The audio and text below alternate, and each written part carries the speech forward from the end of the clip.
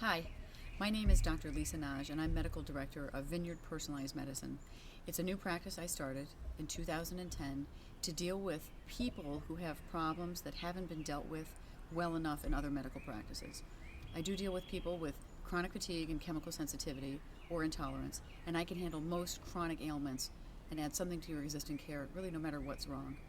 It's funny that I've realized that not only a few people become ill or tired or get headaches from chemical exposures or foods, but many of us do, and we just don't realize that those things are the cause. I've experienced this firsthand, and I can tell you that we were all somewhere on a scale of 1 to 10 of being a little chemically sensitive, and that no one's a 0. So you may think it doesn't pertain to you, but the subject really pertains to everybody. When it matters to do something is when you start to feel mild symptoms, because by the time you're moderately ill and have anxiety, depression, difficulty with reading or concentrating, keeping a job, then it's really difficult, lengthy, expensive to get well. So I encourage people to come before they become really dysfunctional. Why should you see an integrative or an environmental physician?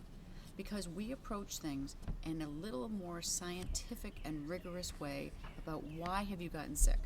What are the issues today that are bothering you, as opposed to lumping you together with all the other people with the same condition. So we're trying to find out what is the individual problem that you have, your genetics, your sensitivities, your exposures, and your hormonal and nutritional problems. What problems do we cover?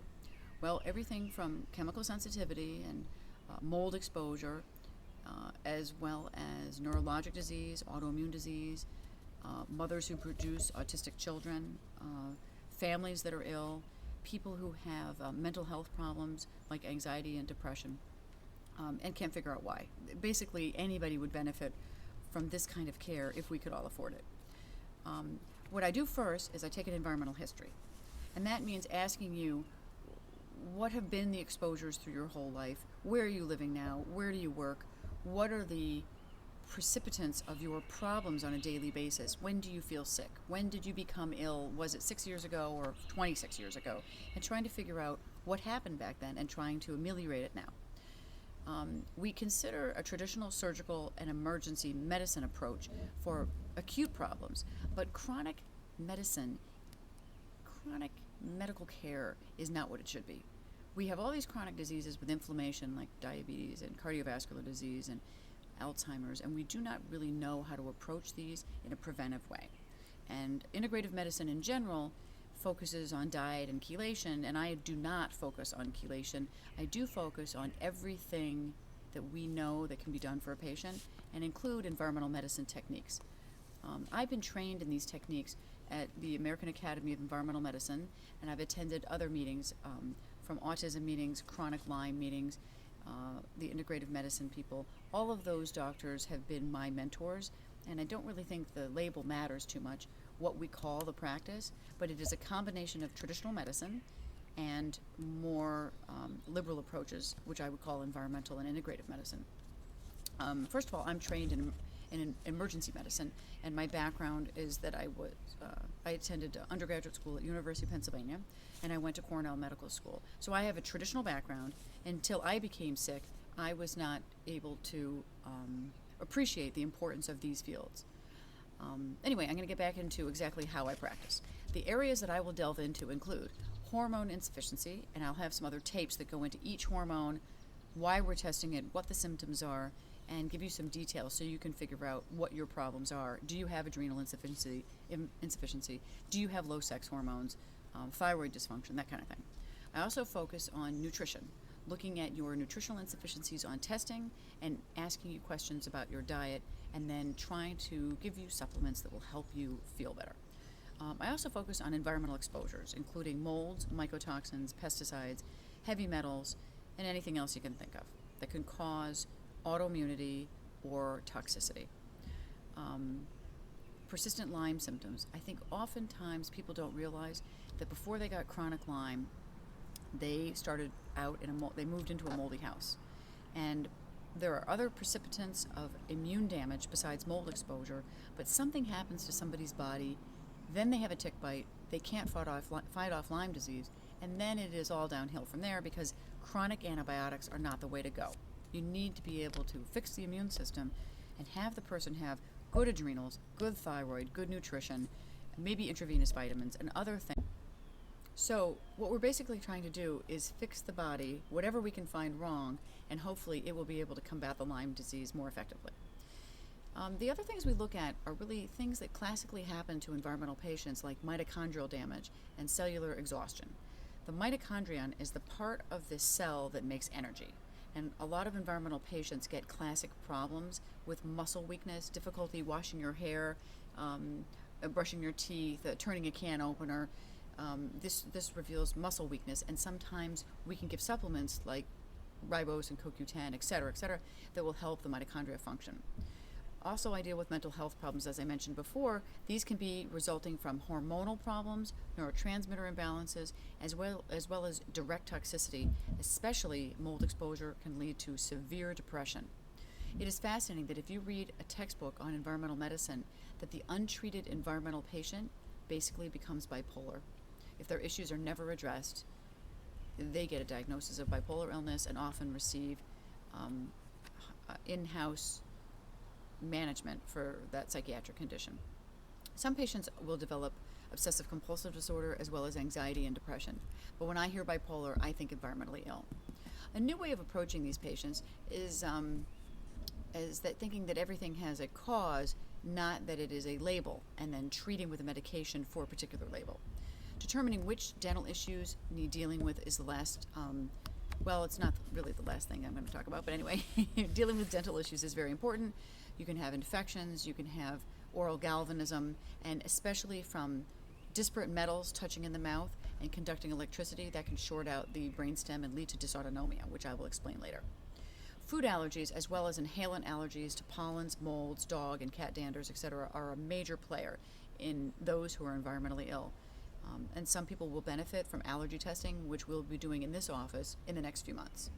Any published literature on your symptoms and the possible causes of those symptoms in other people will be researched, and we will look at treatments around the world and see what we can bring to you by studying your case.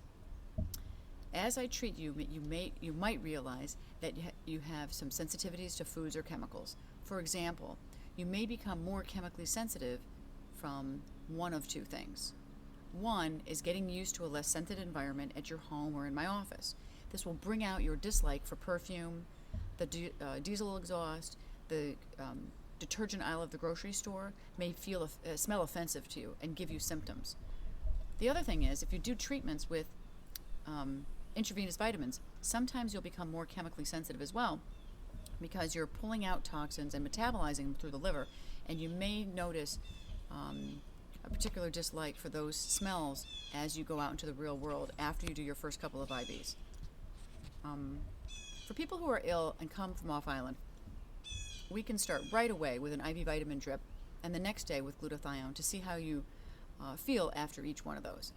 Then on subsequent days, I will advance the amount of glutathione from 600 milligrams to 1,000 and then 2,000 milligrams, and also add, if indicated, alpha-lipoic acid for any of those people with neurologic problems, mold exposure, and pain syndromes. I'm having very good luck with people by doing all three and keeping the price low and allowing the patient to do more treatments as opposed to charging more and having the patient pay a lot for each individual IV, just doing all of those three things at the same time. Let me know when you book your appointment if and when you want to start doing IV vitamins. I need a G6 PD level before we start, and if you could get that done by your private physician before you come, I would appreciate that.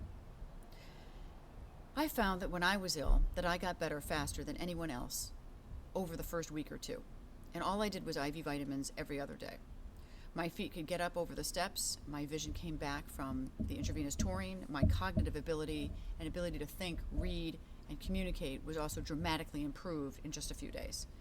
I know that I got very much worse when I did sauna. A few minutes, 5 minutes or so of sauna at 140 degrees, all my toxins came out, and I became very sick from low blood pressure, fast heart rate, increasing sensitivity to chemicals and electricity, and I was unbearably ill and was hospitalized for a month. I know that it's important not to make the person sick beyond what they can handle initially, because then they will not want to continue with treatment and be scared of treatment. So if you can afford to do IV vitamins, I would suggest doing 6 of them in the first 2 weeks. Unless you're coming from far away, then we can do them every day. I would like to start you on oral supplements like magnesium, vitamin A, B, C, D, E, CoQ10, and many others. This will give you some pizzazz and make you be able to break down chemicals that you've stored in your fat for decades. After 2 weeks of these vitamins and starting on your oral vitamins, I will have also started you on hormones if you needed them or had adrenal insufficiency. Then we're going to start sauna if you're ready, and do 1 sauna at a low temperature, 140 degrees, for 10 to 15 minutes only, and see how tired you are the next day and for how many days after that you are tired. It doesn't really matter how you feel in the sauna. It's how you react after the sauna. Can you handle it? Then we'll move forward carefully without making the patients or you too sick at any time, and do intermittent IVs to keep the person metabolizing the toxins that they're releasing.